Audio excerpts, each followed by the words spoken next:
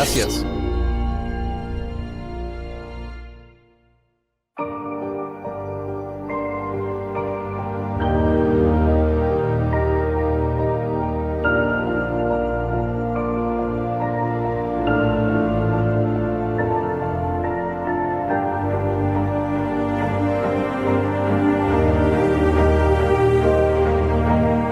Dios es amor.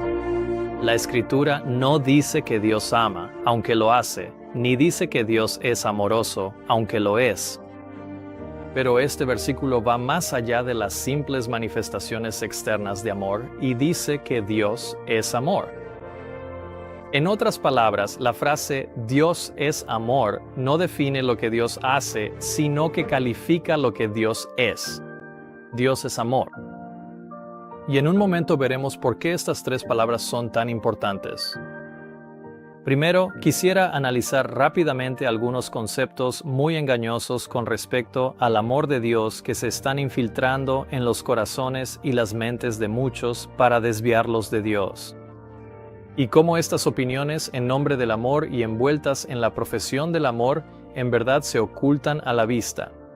La magnitud de aquello que ellos dicen proclamar, esta idea ha sido defendida principalmente por un orador y autor adventista del séptimo día llamado T.I. Gibson. Escribió un libro llamado La filiación de Cristo, en el que defiende la idea de que, para ser amor, Dios tiene que ser un compuesto relacional de tres personas en un solo ser. También lo explica en una entrevista televisiva que realizó en la cadena de televisión 3ABN. Bueno, si lo piensas, hago este ejercicio todos los años con nuestros estudiantes en el programa Abrirse. Una de las primeras cosas que les propongo es una especie de experimento mental teológico. Y sin darles ninguna pista ni nada, les digo, miren, aquí tienen un acertijo. Divídanse en grupos de 2 o 3 y caminaremos hasta el río y de regreso. Pero mientras caminan, quiero que resuelvan este acertijo. ¿Cuál es el valor numérico mínimo del amor? Y todos ponen una cara de confusión y miran cada uno el valor numérico mínimo del amor. ¿Qué significa eso? Les dije, eso es lo que tienen que averiguar. ¿Cuál es el número mínimo de personas que se necesitaría para que exista el amor perfecto? Y empiezan a caminar. Llegamos al río y les digo, bien, ¿qué descubrieron? Y Shelley es increíble. Cada año, no importa quién sea el grupo de personas, todos llegan prácticamente a la misma conclusión. Bromean un poco. Dicen, bueno, no puede ser uno porque el amor no puede existir con un solo individuo. Si te encierras en el baño de por vida, nunca experimentarás ningún amor. Tienes que salir del baño y tener algunas relaciones. Si Dios es una unidad relacional de 3, Padre, Hijo y Espíritu, eso ejemplifica cómo es el amor perfecto, porque el amor perfecto es desinteresado y centrado en el otro. Centrado en el otro, sí. Así que cada uno puede enfocarse en el otro y ser enfocado por el otro, y cada uno también tiene que ceder la atención a una tercera parte. Así que es esta hermosa reciprocidad. Es este ir hacia afuera y luego hacia el otro y luego hacia adentro. Es hermoso. Se propone la idea de que el amor no puede existir con solo una persona. Pero ¿dónde dicen esto las Escrituras? Porque la respuesta es que no lo dicen. Sin embargo, siguiendo este razonamiento, se nos llevaría a creer que si Dios estuviera solo, dejaría de ser amor. Se pregunta, ¿cuál es el número mínimo de individuos que se necesitaría para que exista el amor perfecto? Pocos parecen darse cuenta de que esta pregunta propone que el carácter de amor de Dios depende de factores externos. El razonamiento dice que Dios no puede ser amoroso a menos que haya otras personas a quienes amar y que lo amen a Él a cambio. Pero esto hace que el carácter de Dios y quién es Dios dependan de lo que Él puede o no puede hacer. Por ejemplo, si Dios no tiene a otro ser a quien amar, el razonamiento sugiere que entonces Él mismo no puede ser un Dios amoroso.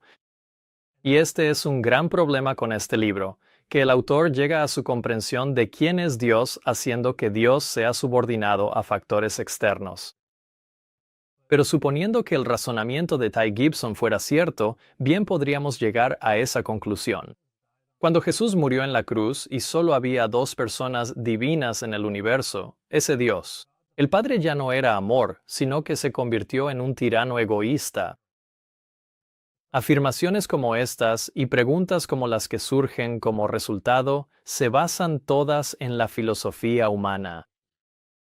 El apóstol Juan no hizo que el carácter de Dios dependiera de sus circunstancias al decir que Dios es amor porque es capaz de amar. Juan escribió, Dios es amor. Considera esta afirmación.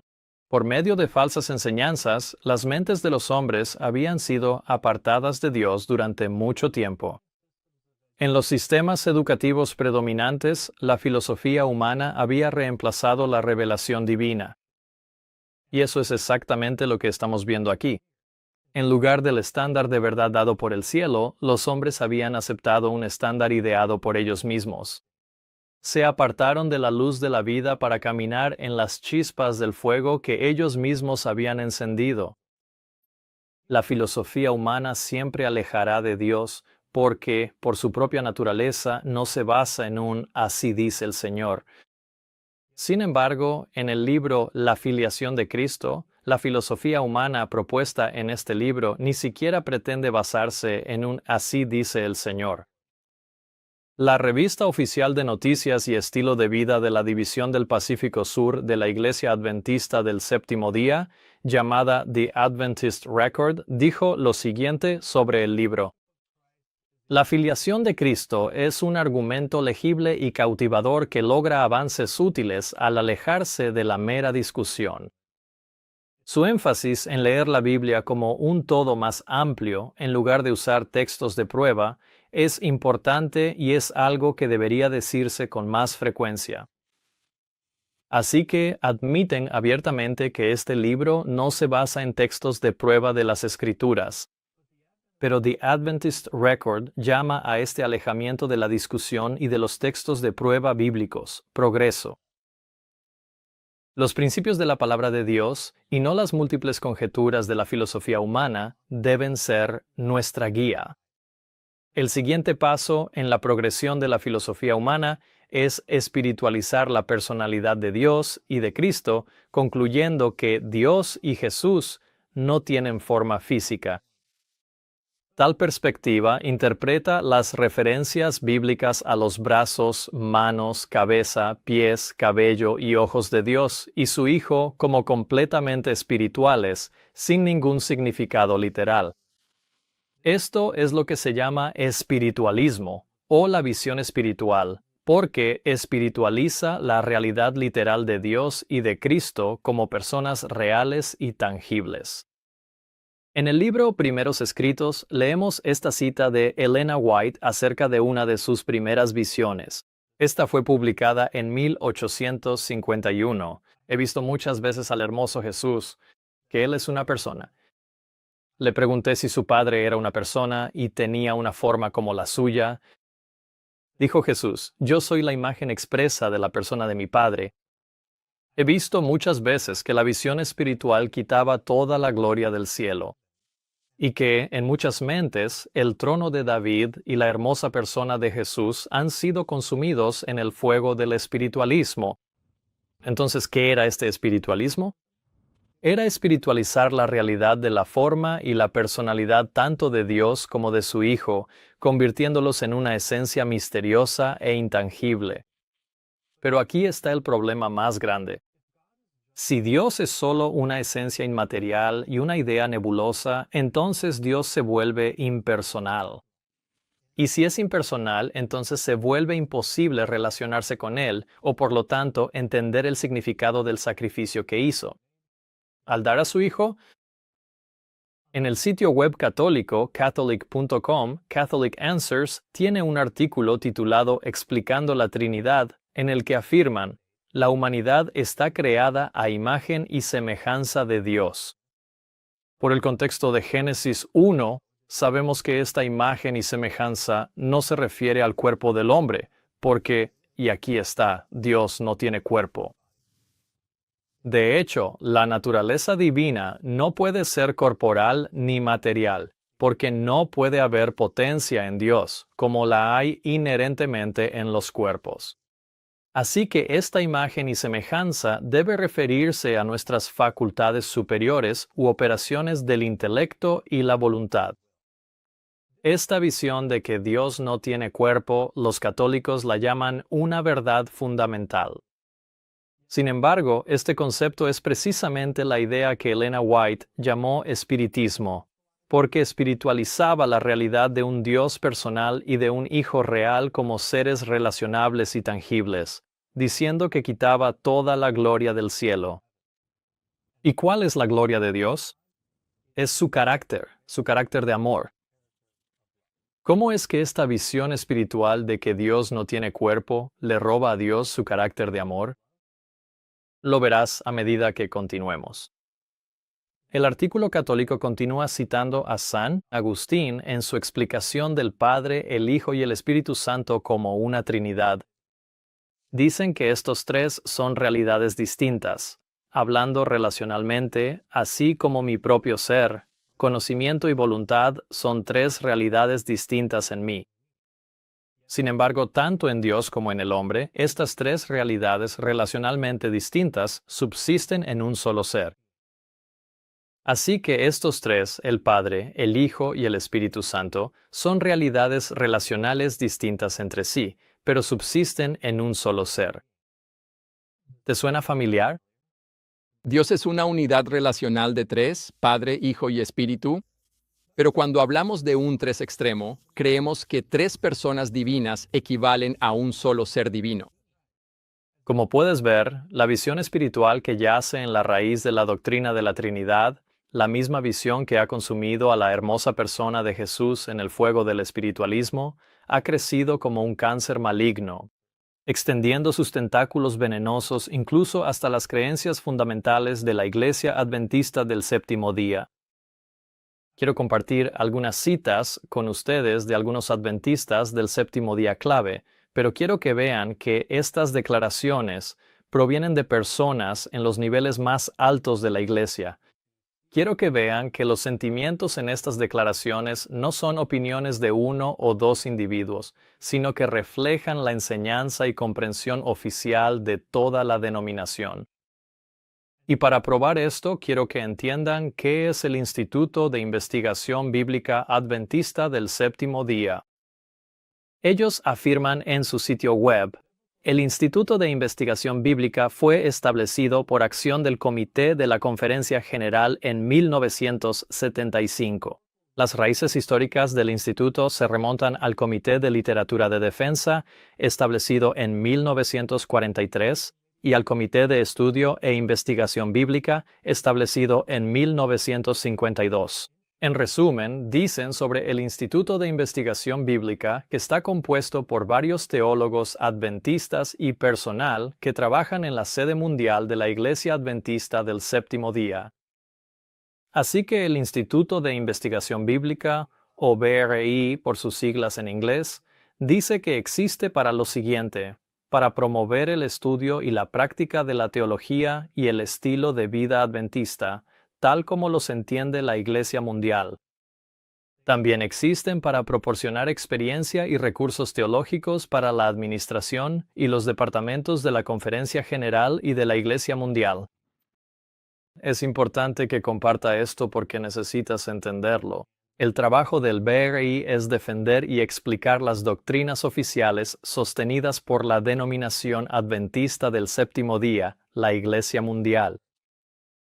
Un conocido evangelista adventista que ha asumido la tarea de defender y proclamar la Trinidad me ha dicho que el Instituto de Investigación Bíblica es solo un pequeño grupo de personas que no representa a la Iglesia Mundial. Él dijo esto para desacreditar las declaraciones que le compartí porque sabe que no comparte las mismas creencias que el BRI. Él no quería reconocer que el BRI realmente habla en nombre de la Iglesia Mundial. De manera similar, muchos adventistas del Séptimo Día están bajo el mismo engaño. Piensan que la denominación cree, como ellos, que Dios y Jesús son personas reales con una forma real, cuando en realidad la denominación no lo hace.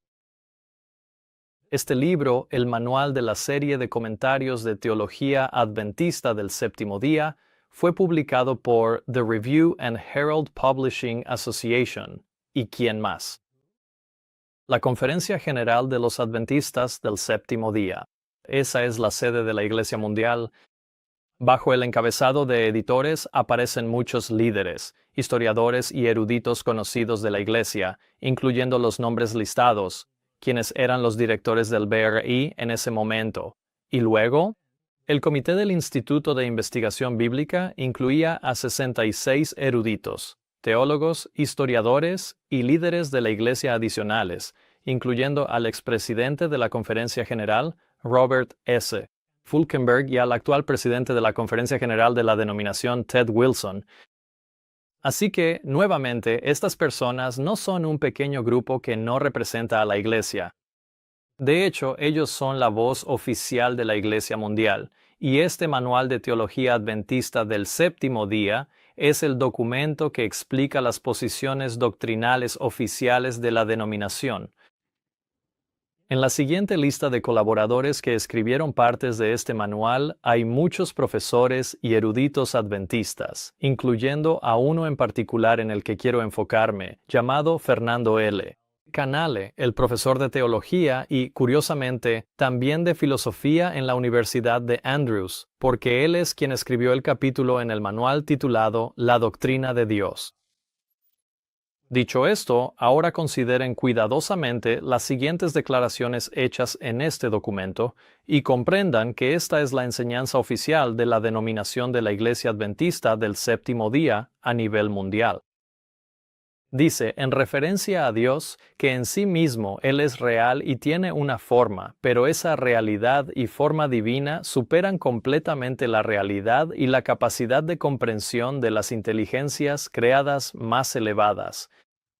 Así que la creencia es que Dios tiene una forma. Si se detuvieran ahí, sería correcto. Pero continúa y da un giro, diciendo que la forma de Dios supera la capacidad y comprensión de las inteligencias creadas más elevadas. En otras palabras, Dios tiene una forma, pero no puedes entender cuál es. Sin duda, no podemos entender de qué material está hecha la forma de Dios ni cuál es su naturaleza. Pero lo que sí podemos saber es que la forma de Dios es como la nuestra en cuanto a estructura.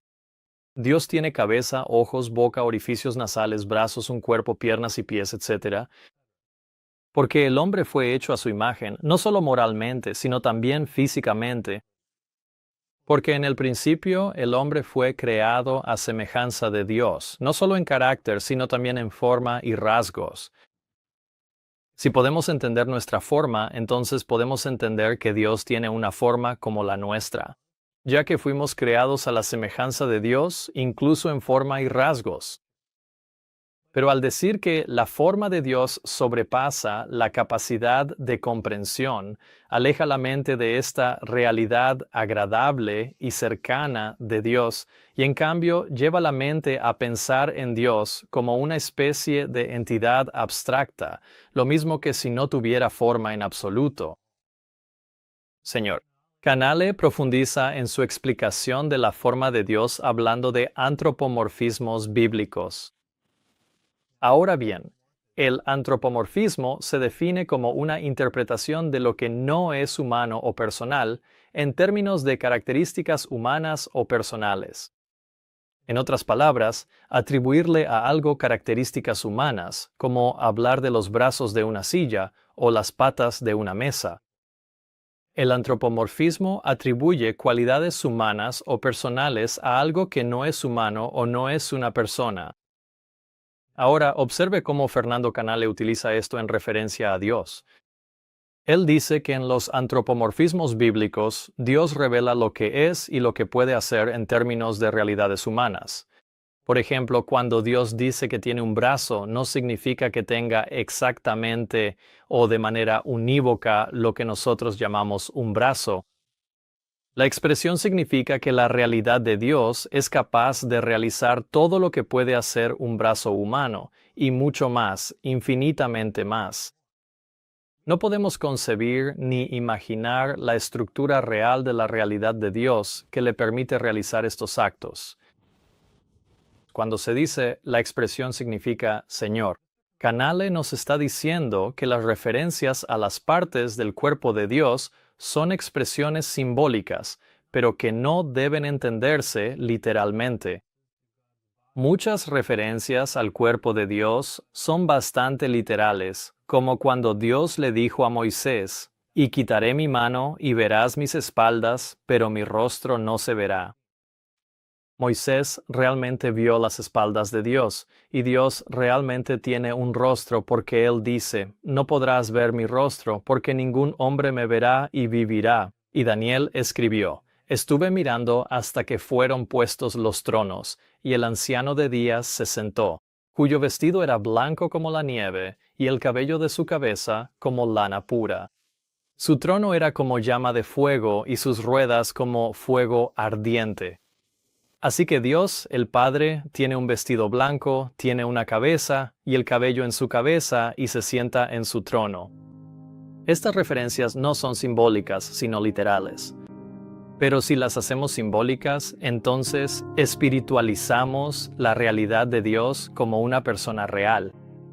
Entonces Dios se convierte en una especie de entidad misteriosa, incognoscible e incomprensible. Y esto, a su vez, destruye nuestra capacidad de relacionarnos con Dios o de entender el amor que manifestó al enviar a su Hijo unigénito. La otra manera de espiritualizar la realidad de que Dios es una persona real es, de alguna forma, aceptar la idea de que Dios tiene una forma, pero luego enseñar que su forma está más allá de cualquier comprensión o entendimiento. De este modo, nos lleva de nuevo a la misma conclusión de que Dios es una entidad misteriosa, incognoscible e impersonal. Y esto es exactamente lo que está enseñando el Instituto de Investigación Bíblica en este documento. Porque al hablar del brazo de Dios, el señor Canale dice, no podemos concebir ni imaginar la estructura real de la realidad de Dios que le permite realizar estos actos. Así que, una vez más, está afirmando que Dios no puede tener un brazo real y literal, porque no podemos concebir ni imaginar la estructura real de la realidad de Dios.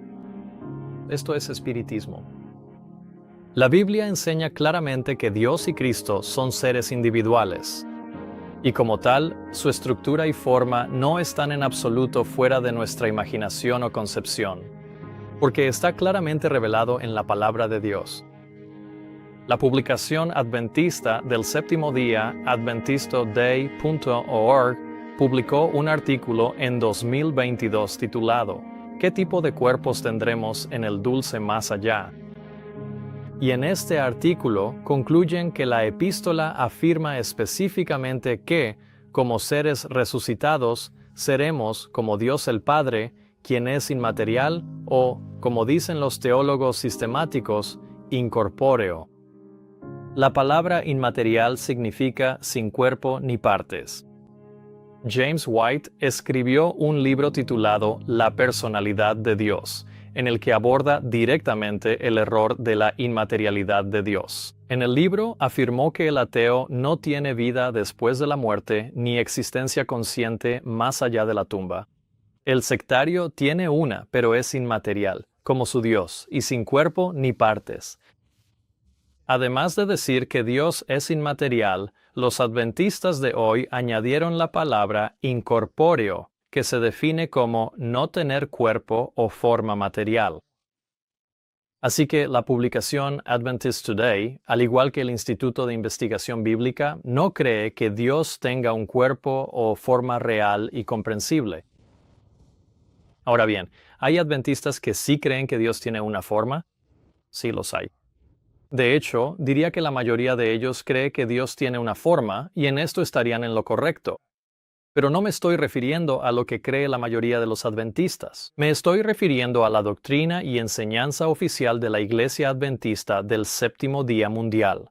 Según su propio manual oficial de teología adventista, el hecho de que la doctrina oficial de la Iglesia Adventista sea diferente de lo que la mayoría de los adventistas cree, es solo una prueba más de la gran confusión que existe dentro de la Iglesia Adventista. Era importante examinar qué es el espiritualismo y ver cómo la Iglesia está enseñando oficialmente esta falsa doctrina.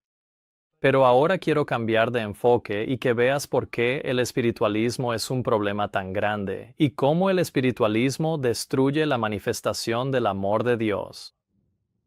La Biblia nos dice, en esto se manifestó el amor de Dios hacia nosotros, en que Dios envió a su Hijo unigénito al mundo para que vivamos por medio de Él. Y este Hijo de Dios era la imagen misma de la persona o forma del Padre. La confusión sobre este asunto es la razón. Ellen White, en una de sus primeras visiones, le preguntó a Jesús si su Padre era una persona y tenía una forma como la suya. Dijo Jesús, y desde entonces, la magnitud del amor de Dios se manifestó al dar a su Hijo unigénito, un Hijo real, a la imagen misma de su propia persona y forma. Entonces, privar a Dios y a Jesús de su forma es robarle algo a la mente del hombre, un acto comprensible y relatable de un Padre amoroso al dar a un Hijo real para la redención del mundo. Y por eso Ellen White dijo, he visto a menudo que la visión espiritual quitaba toda la gloria del cielo, porque quitaba toda la gloria del carácter de amor de Dios en el sacrificio de un Hijo real engendrado a su propia imagen.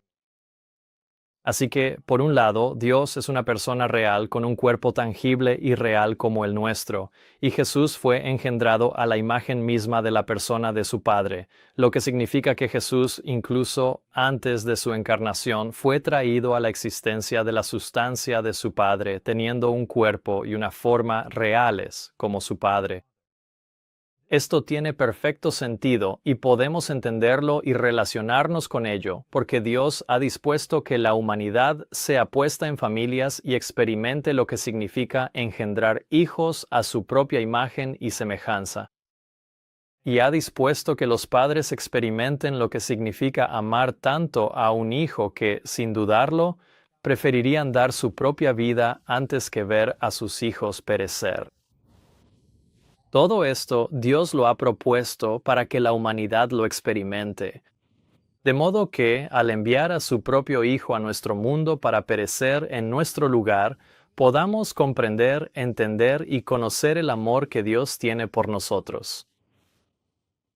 Ahora bien, por otro lado, si Dios no es una persona real y tangible con un cuerpo como el nuestro, sino que es una esencia trinitaria inmaterial e impersonal, entonces no es posible para Dios ser un Padre real o tener un Hijo real. Tampoco es posible que la humanidad se relacione con el sacrificio de Dios o entienda la manifestación de su amor al dar un hijo, porque entonces Dios no podría ser un Padre real, ni Jesús un Hijo real. ¿Cómo puede entonces la humanidad relacionarse con el sacrificio de un Dios nebuloso, impersonal e inmaterial al enviar a un Hijo inmaterial, impersonal y metafórico a nuestro mundo? La manifestación del amor de Dios, que está diseñada para derretir y convertir el corazón, se pierde por completo, ya que la humanidad no puede relacionarse con ella ni entenderla. Y es por eso que este tema de la inmaterialidad de Dios, que es la base de la doctrina de la Trinidad, absolutamente borra y destruye la mayor manifestación del carácter del amor de Dios conocida por el hombre. Entonces, ¿cuál visión es la correcta? La hermana White podría responder, el razonamiento de que Dios no es un ser personal es sumamente deshonroso para él. No debemos tener ninguna controversia sobre este asunto. Y así queda resuelto. Abandonemos todas esas doctrinas e ideas de que Dios es inmaterial, sin cuerpo ni partes, o que es incomprensible, no sea que deshonremos a nuestro Creador. James White compartió lo que los adventistas del séptimo día solían creer, diciendo, ¿qué es Dios? Él es material, organizado, inteligente, poseedor de cuerpo y partes. El hombre está hecho a su imagen. ¿Quién es Jesucristo? Él es el Hijo de Dios, y es, como su Padre, siendo el resplandor de la gloria de su Padre y la imagen misma de su persona. Él es una inteligencia material, con cuerpo, partes y pasiones, poseyendo carne inmortal y huesos inmortales. Aquí, James White presenta la conclusión simple, bíblica y lógica. Así como el Padre es un ser personal y espiritual con cuerpo y partes, también el Hijo, que es la imagen misma de la persona o forma del Padre, tendría igualmente un cuerpo y partes. Por lo tanto, la comprensión que tengamos acerca del Padre formará nuestra comprensión del Hijo. Si los cristianos de hoy sostienen que Dios no tiene una forma literal, cuerpo o partes, entonces lógicamente llegarán a la misma conclusión. En cuanto al Hijo de Dios, se dice que no es un hijo literal, porque Dios no puede ser un Padre literal. Así se priva a la humanidad de la gran manifestación del amor de Dios, que fue diseñada para convertir al pecador y redimirlo del pecado. La semilla del espiritualismo ha sido sembrada en la teología oficial de la Iglesia Adventista del Séptimo Día y ha estado cosechando su fruto mortal, al quitar la revelación del amor de Dios por el hombre que Dios había diseñado que tuviéramos. El director asociado del Instituto de Investigación Bíblica, Ángel Manuel Rodríguez, quien también contribuyó al Manual de Teología Adventista del Séptimo Día, dijo, cito, «La invisibilidad a veces se le atribuye a Dios, sugiriendo que carece de una forma visible». Declaraciones como estas son evidencia de que el espiritualismo tiene un fuerte arraigo en las doctrinas oficiales de la denominación adventista del Séptimo Día. Se vuelve evidente por qué los trinitarios prefieren adoptar la postura de que Dios no tiene forma, porque si Dios tuviera una forma, entonces la forma de este ser, compuesto por tres personas, resultaría en una construcción bastante repulsiva que sería difícil de llamar nuestro Padre Celestial. Tampoco podríamos decir ya que el hombre fue hecho a su imagen. Mientras que Elena White advirtió claramente al pueblo de Dios en contra de adoptar la visión espiritual, y James White también habló claramente sobre las consecuencias de aceptarla, él escribió en el mismo año de la visión de Elena en 1851. Si nos tomamos la libertad de decir que no hay un arca literal que contenga los 10 mandamientos en el cielo, podríamos ir solo un paso más allá y negar la ciudad literal y al Hijo literal de Dios. Ciertamente los adventistas no deberían elegir la visión espiritual en lugar de la que hemos presentado. No vemos ningún punto intermedio que se pueda tomar. Entonces, ¿qué niega la visión espiritual? Niega al Hijo literal de Dios. Y esta es exactamente la posición que la Iglesia Adventista del Séptimo Día está enseñando hoy. Una vez más, el exdirector del Instituto de Investigación Bíblica, Ángel Manuel Rodríguez, quien es el mismo hombre que sugirió que Dios carece de una forma visible, escribió en su artículo Una cuestión de filiación, que el Hijo no es el Hijo natural y literal del Padre, y otro teólogo del Instituto de Investigación Bíblica, Gerhard Fandel, dijo, sin embargo, la filiación de Jesús no es ontológica, es decir, en cuanto a su origen, sino funcional. Él dice que en el plan de salvación, cada miembro de la Trinidad ha aceptado un papel particular.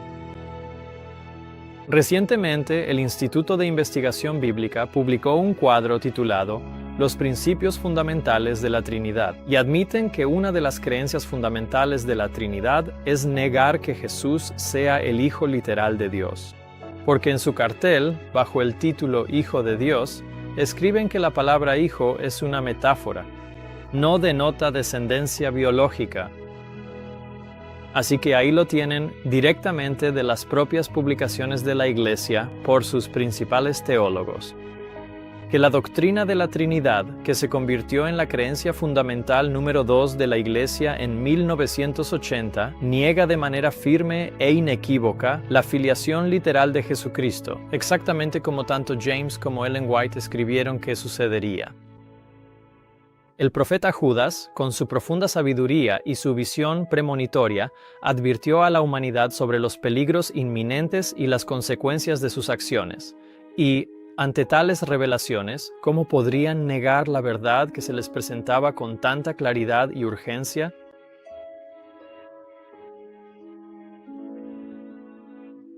a Dios y a Jesucristo? James White escribe exactamente cómo y dice: porque hay ciertos hombres o una cierta clase que niegan al único Señor Dios y a nuestro Señor Jesucristo. Esta clase no puede ser otra que aquellos que espiritualizan la existencia del Padre y del Hijo, quitándoles su carácter de dos personas distintas, literales y tangibles. Y luego muestra cómo se hace esto. Él continúa diciendo: la manera en que los espiritualizadores han desechado o negado al único Señor Dios y a nuestro Señor Jesucristo es, primero, usando el antiguo credo trinitario no bíblico. James White está diciendo exactamente lo que parece. Él está diciendo que la advertencia profética acerca de esos hombres impíos que niegan al único Señor Dios y a nuestro Señor Jesucristo se aplica directamente a la doctrina de la Trinidad. Porque la Trinidad espiritualiza la existencia del Padre y del Hijo, quitándoles su carácter de dos personas distintas, literales y tangibles. En este punto, algunos trinitarios adventistas de hoy podrían querer argumentar que ellos no creen en la Trinidad católica. Ellos creen en lo que llaman la divinidad.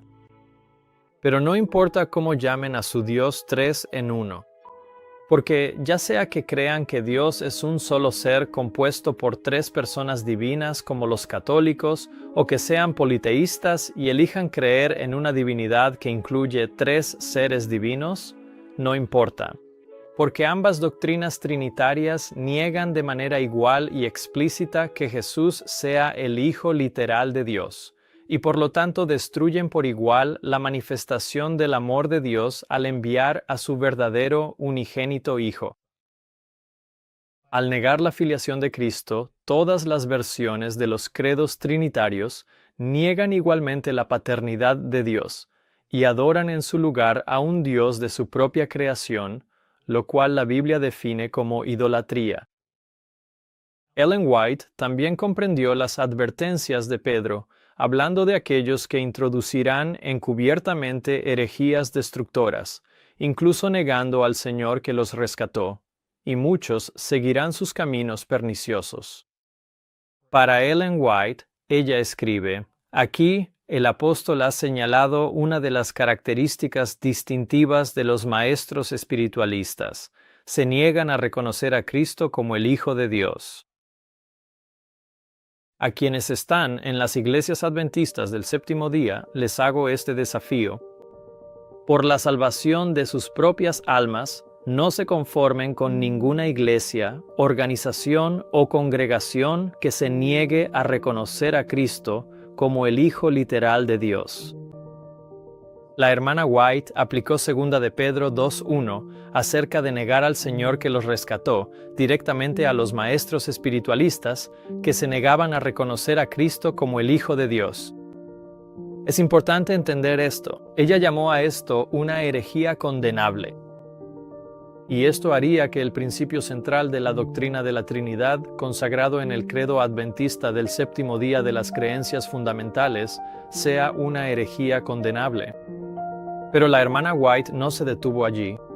Ella continúa diciendo respecto a tales maestros que el amado Juan declara: ¿quién es el mentiroso sino el que niega que Jesús es el Cristo? Él es el anticristo, el que niega al Padre y al Hijo. Cualquiera que niega al Hijo tampoco tiene al Padre. El espiritismo, al negar a Cristo, niega tanto al Padre como al Hijo, y la Biblia lo declara como la manifestación del anticristo. Así que, la mensajera inspirada de Dios vinculó ambas advertencias de 2 de Pedro 2:1 sobre negar al Señor y de negar al Padre y al Hijo de 1 de Juan 2, con el espiritismo que se niega a reconocer a Cristo como el Hijo de Dios y dice que la Biblia lo declara como la manifestación del anticristo. Así que por un lado tienes el amor de Dios manifestado al enviar a su Hijo unigénito, y por otro lado tienes una manifestación del anticristo al negar al Padre y al Hijo. ¿A qué otra conclusión puede llegar un ser humano racional sino a reconocer que la doctrina trinitaria de un Cristo coeterno, que no es el Hijo literal de Dios, es una manifestación del anticristo y una afrenta que busca borrar la manifestación del amor y el carácter de Dios al mundo? Al adoptar esta herejía condenable, tal como se encuentra en las creencias fundamentales, la Iglesia Adventista del Séptimo Día ha abrazado al anticristo, porque exactamente de ahí es de donde los pioneros adventistas del Séptimo Día proclamaron que provenía esta doctrina. La pionera adventista del Séptimo Día, Jane Andrews, escribió en 1855 la doctrina de la Trinidad, que fue establecida en la Iglesia por el Concilio de Nicea en el año 325 después de Cristo. Esta doctrina destruye la personalidad de Dios y de su Hijo Jesucristo, nuestro Señor. Las infames medidas por las cuales fue impuesta a la Iglesia, que aparecen en las páginas de la historia eclesiástica, bien podrían hacer sonrojar a todo creyente en esa doctrina. Si no estás familiarizado con las sangrientas masacres de la Iglesia Católica y cómo la doctrina de la Trinidad fue aceptada mediante el asesinato de todos sus opositores, querrás ver nuestro video, Establecida por la Fuerza. Pero aquí J. Andrews reconoció que la doctrina de la Trinidad fue formulada en el año 325 y dijo: esta doctrina destruye la personalidad, es decir, la forma e individualidad de Dios y de su Hijo. En 1869, la publicación adventista del Séptimo Día Review and Herald escribió: pero sostener la doctrina de la Trinidad no es tanto una evidencia de mala intención, sino más bien de intoxicación con ese vino del cual todas las naciones han bebido. Así que los pioneros adventistas del Séptimo Día reconocieron claramente que la doctrina de la Trinidad se originó en la Iglesia Católica en el Concilio de Nicea en el año 325 después de Cristo, y entendieron que constituía el vino de Babilonia. Entonces, ¿qué piensa hoy la Iglesia Adventista del Séptimo Día sobre esto? Bueno, el director del Instituto de Investigación Bíblica, George Reed, dijo en el año 2000, cito: con respecto a su doctrina de Dios, los adventistas del Séptimo Día están en armonía con las grandes declaraciones credales de la cristiandad, incluyendo el credo de los apóstoles, Nicea 325, y la definición adicional de fe concerniente al Espíritu Santo, tal como se alcanzó en Constantinopla en el año 381. Nuevamente, al intentar defender su aceptación de la Trinidad, muchos adventistas del Séptimo Día argumentan enfáticamente que su versión de la Trinidad, tal como se define en sus creencias fundamentales, es diferente de la doctrina de la Trinidad, tal como la sostiene la Iglesia Católica Romana. Y sin embargo, aquí hay una publicación oficial del Instituto de Investigación Bíblica de la Conferencia General de los Adventistas del Séptimo Día, diciendo que la Iglesia Adventista del Séptimo Día está en armonía con las doctrinas teológicas de los credos trinitarios establecidos en los años 325 y 381 después de Cristo por los concilios católicos romanos. Y según el sitio web de la Iglesia Adventista, esta declaración fue hecha por la Iglesia Adventista. En una breve reseña de la historia y doctrinas de la Iglesia Adventista del Séptimo Día, preparada para el diálogo con representantes de la Iglesia Católica Romana. En el año 2000, la Iglesia Adventista del Séptimo Día entabló un diálogo con la Iglesia Católica y comunicó a los representantes de la Iglesia Católica que los adventistas del Séptimo Día están en armonía con la doctrina de la Trinidad, tal como se expone en el Credo de Nicea del año 325 después de Cristo, y con la definición adicional de fe respecto al Espíritu Santo, alcanzada en Constantinopla en el año 381. Como mencioné, la mayoría de los adventistas del Séptimo Día, sin embargo, siguen insistiendo en que su doctrina de la Trinidad es diferente de la Trinidad católica, y eso puede ser así para ellos personalmente. Pero en lo que respecta a la doctrina oficial de la Iglesia, la propia Iglesia admitió claramente que están en armonía con los católicos en cuanto a la doctrina de Dios. La verdadera Iglesia Adventista del Séptimo Día, tal como fue establecida por Dios a través de la instrumentalidad de Elena White y los demás pioneros adventistas, tenía una visión muy diferente sobre este asunto. En el libro de referencia para estudiantes de la Biblia, publicado en la Iglesia Adventista en 1919, se dice que los credos apostólico, niceno y atanasiano, y en general, todos los decretos doctrinales establecidos por los primeros 4 concilios generales. En lo que respecta a la Trinidad y a la persona de Cristo, esos protestantes que son fieles a su Iglesia reconocen en común con los católicos. Estos formularios constituyen la propiedad común de las iglesias separadas, la preciosa dote que las hijas demasiado sabias se llevaron de la casa materna a sus nuevos asentamientos. Por lo tanto, no pueden ser motivo de discusión.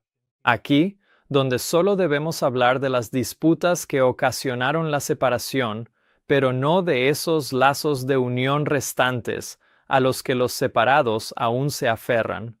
Quiero que reconozcan 3 puntos de esta declaración. Primero, la Iglesia Adventista estaba diciendo en 1919 que, incluso después de que las denominaciones protestantes se separaran de la Iglesia Católica Romana durante la Reforma, los credos trinitarios, que niegan la paternidad literal de Dios y la filiación literal de Cristo, son un lazo de unión restante con la Iglesia romana al que los protestantes aún se aferraban, porque reconocen la Trinidad en común con los católicos. En segundo lugar, observe que estos formularios, es decir, refiriéndose a los credos trinitarios mencionados anteriormente, constituyen la propiedad común de las iglesias separadas. Es decir, aunque las denominaciones protestantes están separadas entre sí, todas siguen manteniendo en común la doctrina de la Trinidad. Y al referirse a esta doctrina como la preciosa dote, se afirma que estas iglesias protestantes la llevaron consigo cuando salieron de la Iglesia Católica, pues las hijas de Oberweis se llevaron consigo de la casa materna, es decir, de la Iglesia Católica Romana, a sus nuevos asentamientos o denominaciones. En esta declaración, publicada por los adventistas del Séptimo Día en 1919, clasificaron a las denominaciones protestantes como hijas apóstatas de Babilonia, esto porque todas sostenían la doctrina de la Trinidad en común con la Iglesia romana. Entonces, ¿cómo es que la Iglesia Adventista hoy afirma abiertamente creer en los credos trinitarios establecidos por concilios católicos, y aún así no se reconoce como hija de Babilonia? ¿Cambió la Iglesia? ¿Cambió la Iglesia católica? ¿O cambió la Iglesia Adventista? La inspiración nos dice que ha habido un cambio, pero el cambio está en los protestantes, no en los romanistas.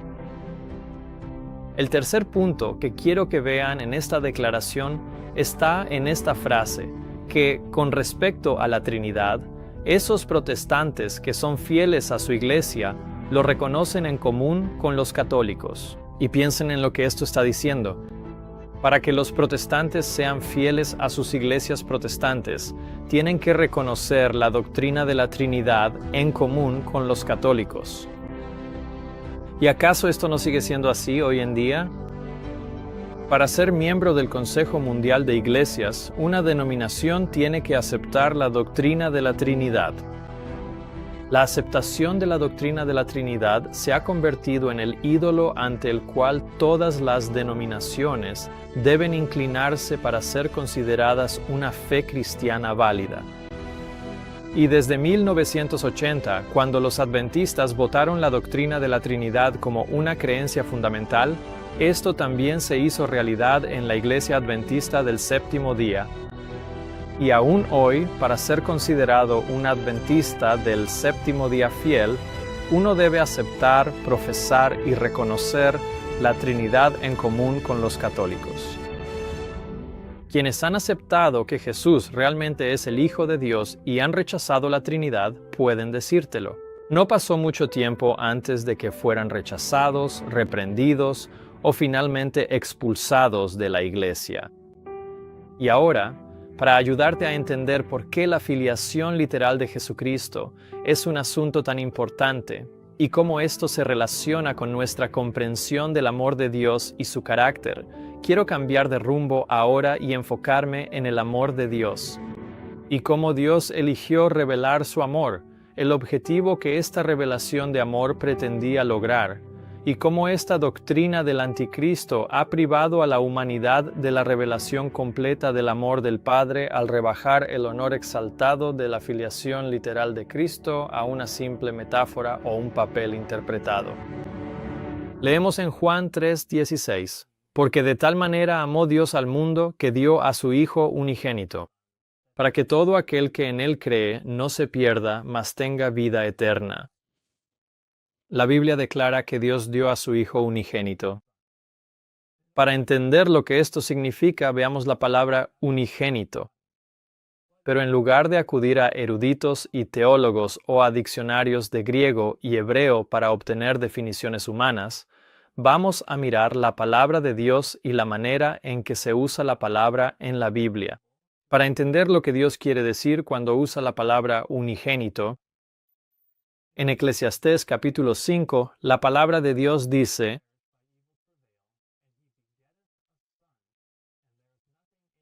y luego la misma idea se repite, pero con palabras diferentes, diciendo que la palabra engendrado simplemente significa salió o procedió.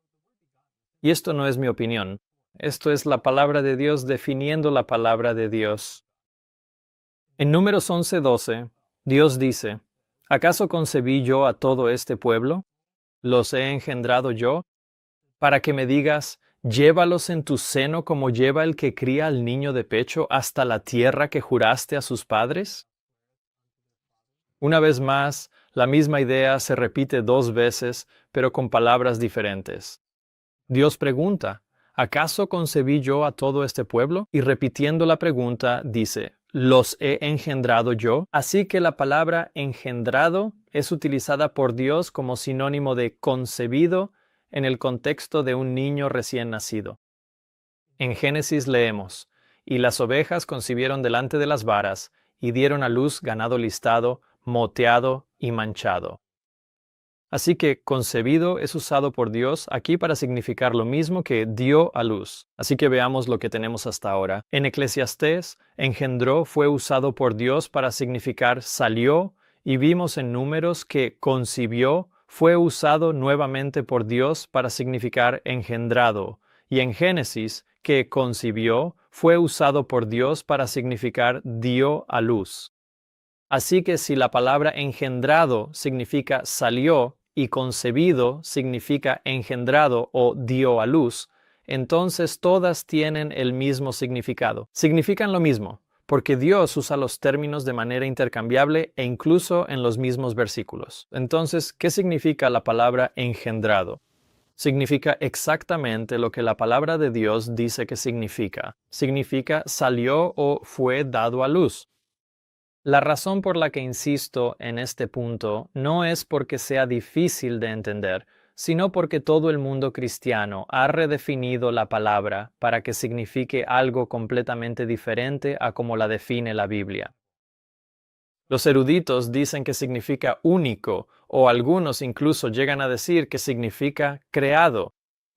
Pero simplemente señalo que la forma en que ellos definen la palabra es inconsistente con la manera en que Dios usa esta palabra. Y como cristiano, si he de seguir la palabra de Dios, debo usar y definir la palabra de Dios de la misma manera en que Él lo hace. En Isaías leemos, y de tus hijos que saldrán de ti, que engendrarás, se los llevarán, y serán eunucos en el palacio del rey de Babilonia. Entonces, ¿cómo se define la palabra engendrar en este versículo? Se define como saldrán de ti.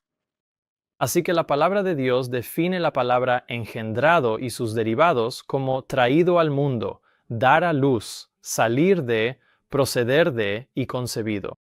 Dios no está confundido respecto al significado de las palabras que ha usado, y Él ha definido claramente esta palabra engendrado, ya que sus diversas formas aparecen en la Biblia 176 veces, y de manera consistente tienen el mismo significado. Así que, cuando la palabra de Dios dice, porque de tal manera amó Dios al mundo, que dio a su Hijo unigénito, quiso decir exactamente lo que parece, que su Hijo fue traído de Él. ¿Y qué dijo Jesús? Porque el Padre mismo os ama, porque vosotros me habéis amado y habéis creído que salí de Dios. Salí del Padre y he venido al mundo. ¿De dónde salió Jesús? De Dios, y por eso se le llama el Hijo de Dios. Esto no es complicado. Un niño puede entender esto, y los niños lo entienden. Pero los sabios mundanos se han esforzado en asegurar a todos que la palabra no significa lo que Dios ha dicho que significa. Recuerden, el exdirector del Instituto de Investigación Bíblica de la Asociación General de los Adventistas del Séptimo Día declaró claramente: el Hijo no es el Hijo natural ni literal del Padre. Un Hijo natural tiene un principio, mientras que dentro de la deidad, el Hijo es eterno. El término Hijo se usa metafóricamente cuando se aplica a la deidad. Pero el Hijo de Dios, que procede de Dios, no es metafórico. ¿Y cómo lo sabemos? Porque Jesús y los discípulos entendieron que no lo era. Veamos de nuevo Juan 16, versículos 27 al 28, cuando Jesús dijo: salí de Dios, salí del Padre. Y ahora observa el contexto. Después de que Jesús se refirió simbólicamente a sí mismo como la vid en el capítulo 15 y como el Consolador en el capítulo 14, ahora llega al capítulo 16 y cambia su manera de hablar de simbólica o alegórica a literal. Porque dice en el versículo 25, estas cosas os he hablado en proverbios. Pero viene la hora cuando ya no os hablaré en proverbios, sino que os hablaré claramente acerca del Padre. E inmediatamente después de esto es cuando dice: salí de Dios, salí del Padre. Y sabemos que los discípulos entendieron que Jesús ahora hablaba literalmente y no simbólicamente. Porque leemos que inmediatamente después de que Jesús dijo esto, sus discípulos le dijeron: he aquí, ahora hablas claramente y no hablas en proverbios. Ahora estamos seguros de que tú sabes todas las cosas y no necesitas que nadie te pregunte. Por esto creemos que tú saliste de Dios. ¿Y adivina qué? A Dios le encantó que creyeran que Jesús salió de Él. Porque Él dijo: porque el mismo Padre os ama, porque me habéis amado y habéis creído que salí de Dios. Así que, cuando leemos que Dios amó tanto al mundo que dio a su Hijo unigénito, y cuando leemos las palabras de Jesús, salí de Dios, sabemos que tanto Dios como Jesús decían exactamente lo que querían decir. Recuerda, si queremos comprender la mayor revelación del amor y el carácter de Dios que Él ha dado a la raza humana, es de suma importancia. Entendemos que Cristo fue engendrado por Dios, porque en esto se manifestó el amor de Dios hacia nosotros, porque Dios envió a su Hijo unigénito al mundo. Pero ahora podemos preguntarnos ¿cuándo? ¿Cuándo salió Jesús de Dios? ¿Cuándo fue engendrado Jesús? Y la respuesta está en el capítulo 8 de Proverbios. En este capítulo, la hermana White revela que Jesús está hablando acerca de sí mismo. A través de Salomón, Cristo declaró: el Señor me poseía en el principio de su camino antes de sus obras antiguas. Fui establecido desde la eternidad, desde el principio antes que la tierra fuese. Cuando no había profundidades, fui engendrado. Cuando no había fuentes abundantes de agua, antes de que se asentaran las montañas, antes de los collados, fui engendrado. Al hablar de su preexistencia, Cristo lleva la mente a través de edades sin fecha. Él nos asegura que nunca hubo un tiempo en que no estuviera en íntima comunión con el Dios eterno. Entonces, ¿quién dice Elena White que está hablando? Es Cristo. Y en el libro Patriarcas y Profetas, ella nuevamente se refiere a Proverbios 8 e introduce las Escrituras diciendo, y el Hijo de Dios declara acerca de sí mismo. Y luego cita de Proverbios 8. En Proverbios capítulo 8, Jesús está hablando acerca de su preexistencia. ¿Y qué significa su preexistencia? Se está refiriendo a un tiempo muy antiguo, a través de edades sin fecha antes de que la tierra fuera creada. Observa el énfasis en el tiempo. El Hijo de Dios declara acerca de sí mismo, fui establecido desde la eternidad, desde el principio, antes que la tierra existiera. Cuando no existían las profundidades, fui engendrado. Cuando no había fuentes abundantes de agua, antes de que se asentaran las montañas, antes de los collados, fui engendrado. Cuando aún no había hecho la tierra, ni los campos, ni la parte más alta del polvo, del mundo. En estos 4 versículos, Jesús nos está diciendo 2 cosas. Nos está diciendo qué sucedió y nos está diciendo cuándo sucedió. Entonces, ¿qué sucedió? Jesús dice, fui engendrado. Y el otro 90% de estos versículos nos dice cuándo fue engendrado Jesús. Jesús dice que fue desde la eternidad. ¿Y qué significa desde la eternidad? Si no estás seguro, el significado de desde la eternidad se repite aquí de no menos de 8 maneras diferentes. Desde la eternidad significa desde el principio o antes de que existiera la tierra. Se refiere a un tiempo en el que no había profundidades, cuando no había fuentes rebosantes de agua. Desde la eternidad se refiere al tiempo antes de que las montañas fueran asentadas, o antes de las colinas, cuando aún no había hecho la tierra, incluyendo los campos de la parte más alta del polvo del mundo. Todas estas referencias son a diversas partes de la tierra: el agua, las fuentes o los mares, las montañas, las colinas o los campos. Todo esto es para ilustrar de manera integral que Jesús fue engendrado antes de que la tierra fuera creada, cuando aún Él no había hecho la tierra. Desde la eternidad, se repite aquí de no menos de 7 maneras diferentes, porque Dios no quería que estuviéramos confundidos. Él quiere que entendamos claramente que Jesús fue engendrado o nacido de Dios antes de que la tierra fuera creada, y eso es lo que significa desde la eternidad. Sin embargo, los evangelistas trinitarios que no creen que Jesús fue engendrado deben torcer el contexto para que no se aplique a Jesús en absoluto. Algunas personas van al capítulo 8 de Proverbios, y si miras en el capítulo 8 y el capítulo 9 de Proverbios, hay un soliloquio que Salomón hace allí sobre la sabiduría. Es un hermoso poema sobre la sabiduría. La sabiduría clama, escucha mi voz. Y continúa hablando sobre la sabiduría. Y como a un tercio del capítulo dice, yo estaba con él en el principio, fui engendrada. Y ellos dijeron, esto es cuando Dios creó a Jesús al principio mismo. No está hablando de Jesús en absoluto. Todo eso allí está hablando sobre la sabiduría.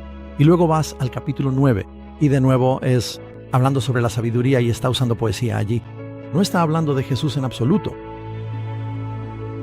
Es triste ver a un evangelista destacado tan confundido y engañando a los miembros de su iglesia, pero es aún peor cuando recurre a mentiras para tergiversar a quienes no creen en la Trinidad, enseñando a su congregación que nosotros creemos que Jesús fue creado.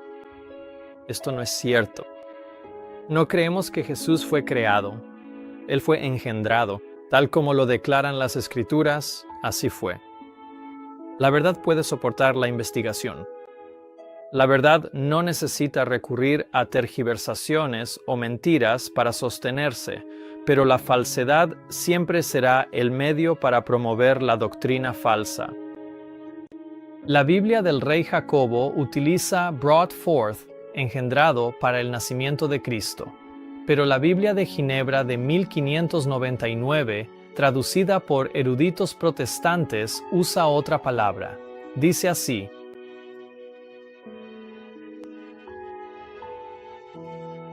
Así que ahí lo tienes, entonces, directamente de la palabra de Dios.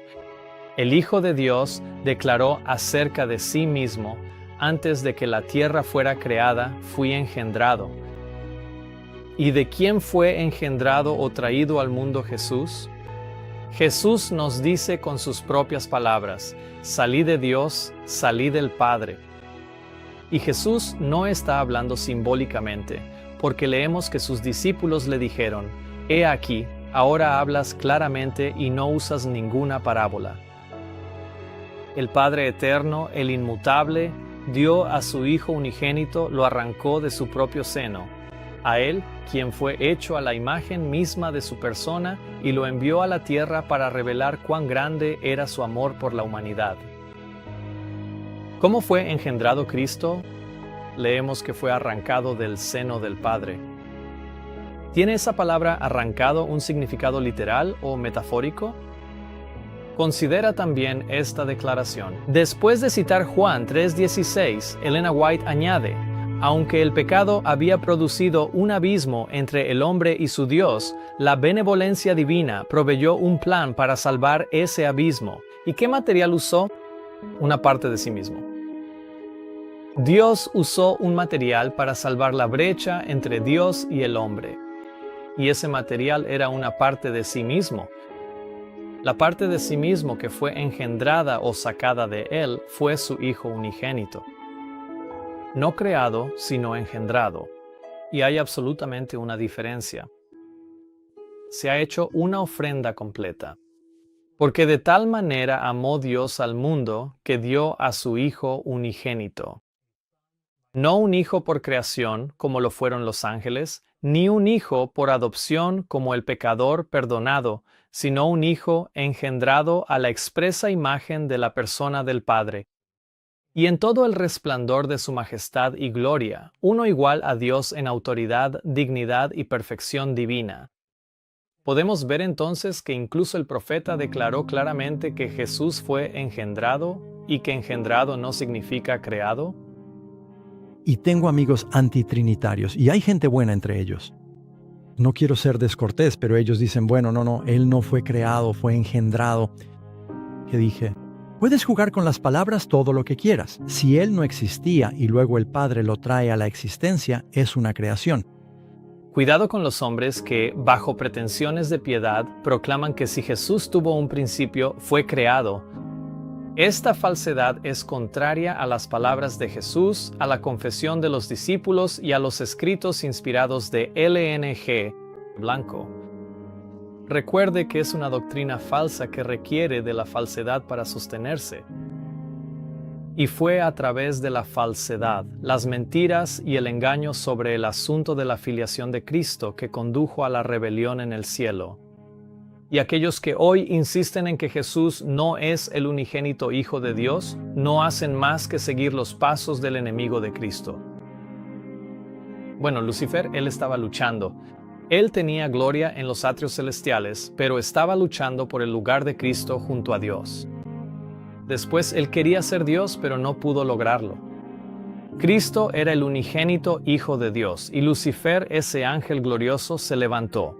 Una guerra por este asunto hasta que tuvo que ser expulsado a la tierra. Pero vayamos más profundo y hagámonos la pregunta: ¿por qué? ¿Por qué es tan importante el tema de la filiación de Cristo que Lucifer iniciaría su rebelión y guerra en el cielo por el hecho de que Cristo fuera el unigénito Hijo? Pensemos en esto por un momento. Dejemos que la mente retroceda. Antes de que estallara esta guerra en el cielo, se nos dice que Lucifer tenía gloria en los atrios celestiales. Dios le dijo a Lucifer: tú eras el sello de la perfección, lleno de sabiduría y perfecto en hermosura, y fuiste perfecto en todos tus caminos desde el día en que fuiste creado.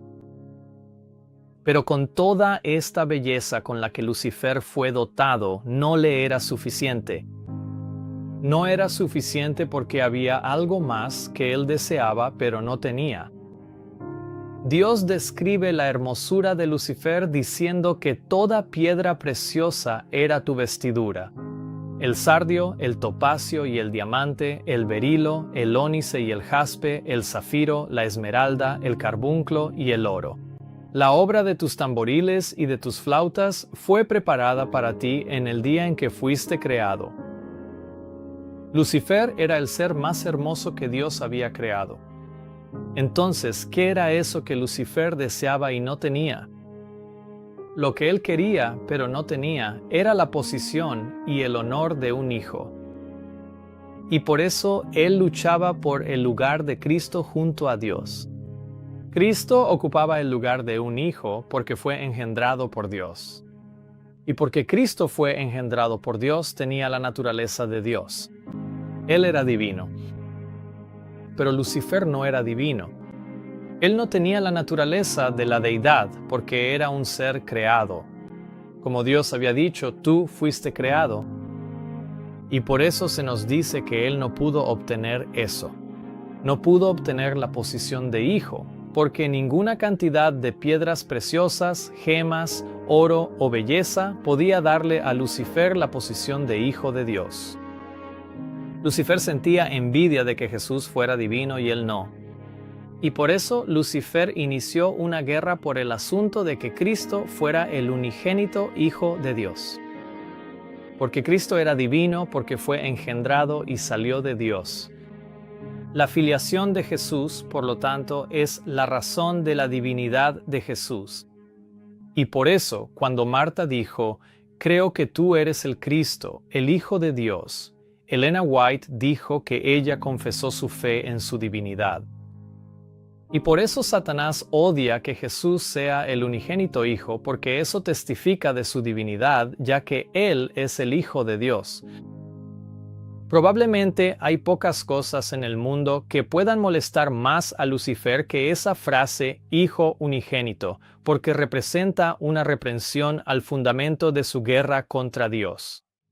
Especialmente, la palabra único debe ser muy perturbadora, porque cada vez que escucha la palabra único, se le recuerda que único no lo incluye a él, y que como ser creado nunca podrá obtener la posición de un hijo verdadero, así que si Lucifer como ser creado nunca puede alcanzar la posición de un hijo real. ¿Cuál es su único recurso en esta guerra contra Cristo? Sino intentar despojar a Cristo de su filiación? Porque al despojar a Cristo de su filiación, está intentando despojar a Cristo de su divinidad.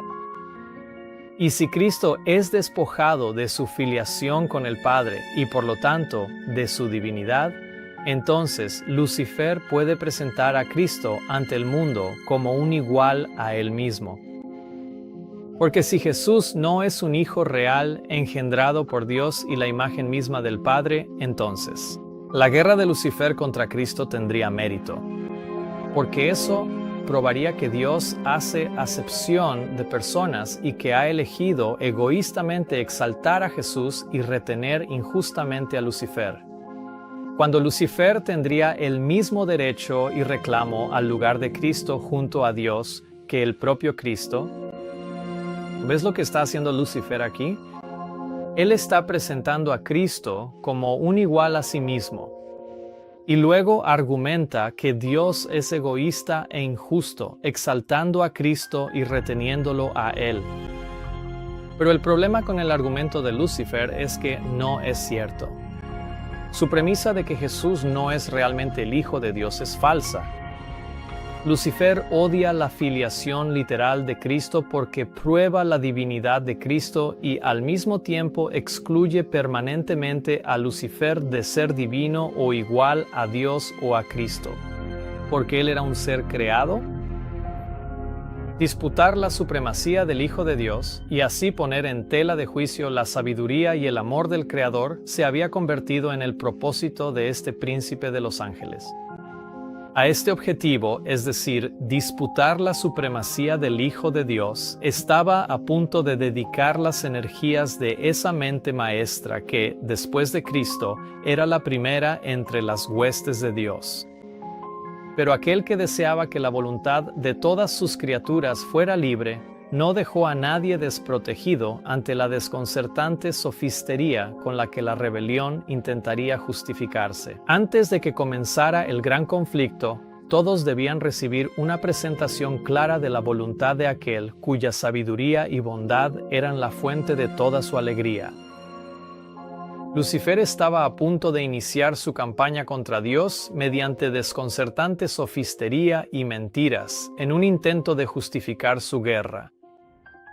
Sabiendo de antemano que Lucifer, con su astucia y malicia inherente, hará esto atacando directamente la filiación literal y divina de Cristo, el Hijo unigénito de Dios, el todopoderoso Dios Padre hace una declaración clara, inequívoca y profundamente significativa a todo el vasto universo, expresando de manera contundente y claramente la verdad fundamental para que absolutamente nadie necesite ser engañado o extraviado si elige creer y aceptar lo que Dios mismo ha dicho y establecido. Esta verdad inmutable se proclama desde el trono celestial, resonando con autoridad suprema.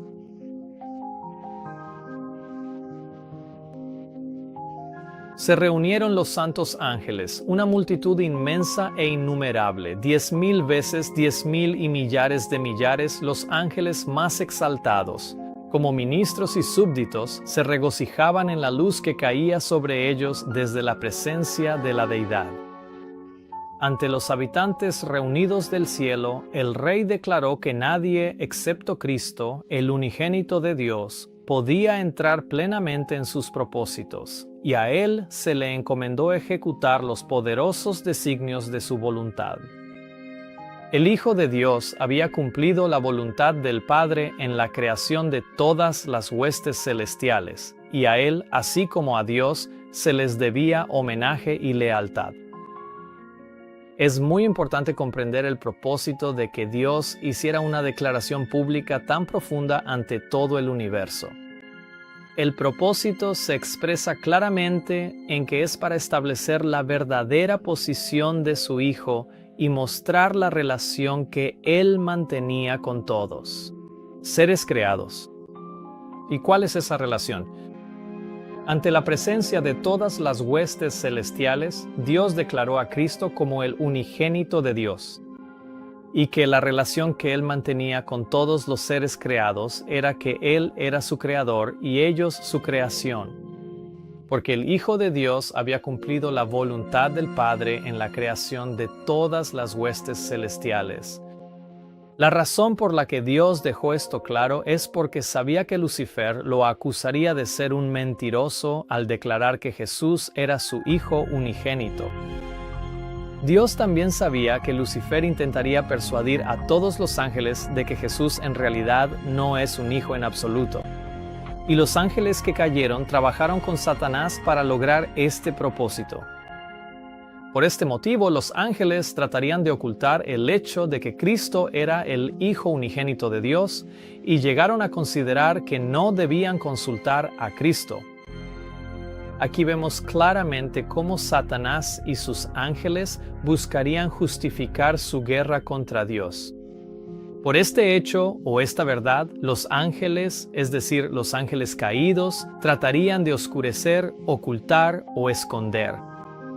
Es decir, el hecho de que Cristo era el Hijo unigénito de Dios. Satanás y sus ángeles torcerán, distorsionarán y tergiversarán las palabras de Dios, que declaran a Jesús como su Hijo unigénito, o incluso redefinir la palabra engendrado, o hasta eliminarla por completo de la Biblia.